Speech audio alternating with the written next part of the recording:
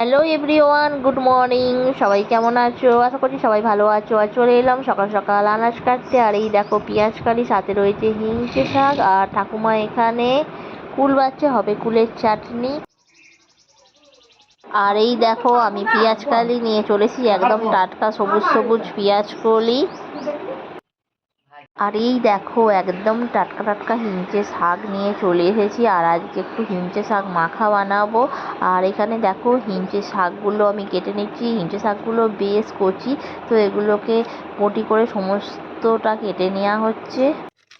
এই যে কাটা হয়ে গেছে, বড় থালাতেই নেবো। ওরা খালি পাই।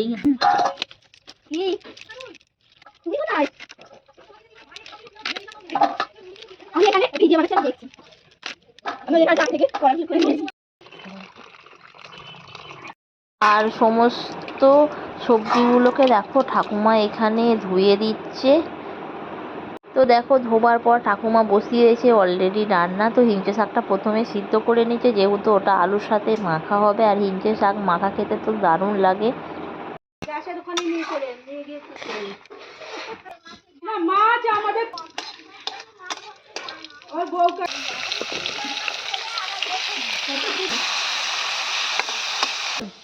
তো ঠাকুমা কুলগুলো বাছছিল। আর দেখো পাখা কুল দিয়ে টমেটো দিয়ে আমি একটু চাটনি বানিয়ে নিচ্ছি।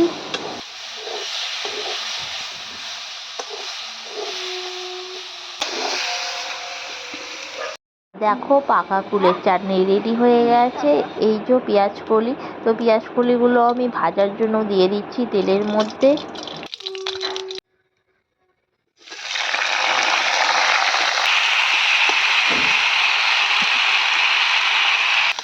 ইয়ে হয়ে গেছে পেঁয়াজ কলি। আর কয়েকটা ছিল পার্শে মাছ, তো পার্শে মাছ দিয়ে সর্ষে বাটা দিয়ে ঝাল করব বলে, তো দেখো সর্ষে বাটাটা দিয়ে দিলাম।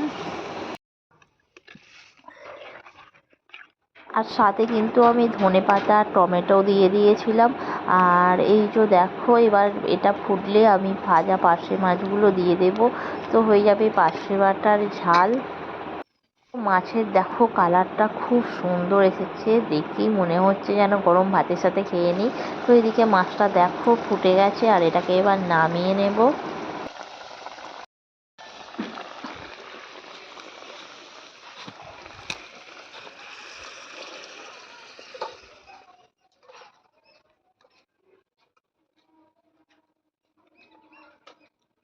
তো দেখতেই পাচ্ছ এখানে রেডি হয়ে গেছে সর্ষে দিয়ে টমেটো দিয়ে পার্শে মাছের ঝাল।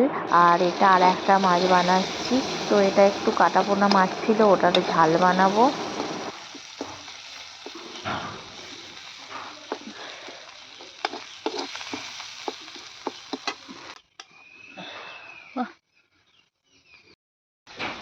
তো দেখো এখানে কাটা পোনা মাছের ঝালও রেডি হয়ে গেছে। আর দেখো এই মাছের ঝালটাও বেশ দারুণ হয়েছে, কালারটা দুটো মাছই বেশ খুব সুন্দর হয়েছে। তো কেমন হয়েছে অবশ্যই কমেন্ট করে জানিও। তো ধনেপাতা তো টমেটো আছেই, কারণ এই সময় তো যেহেতু এটা শীতের সময় বানিয়েছিলাম, তো শীতের সময় ধনেপাতা টমেটো তো দারুণ লাগে। আর এদিকে চলে এলাম, সমস্ত রান্না বান্না হয়ে গেছে, তো চলে এলাম খাবার খেতে। তো কেমন লাগলো ভিডিওটি অবশ্যই কমেন্ট করে জানিও। আর ভিডিওটি যদি ভালো লাগে লাইক করো, শেয়ার করো, কমেন্ট করো।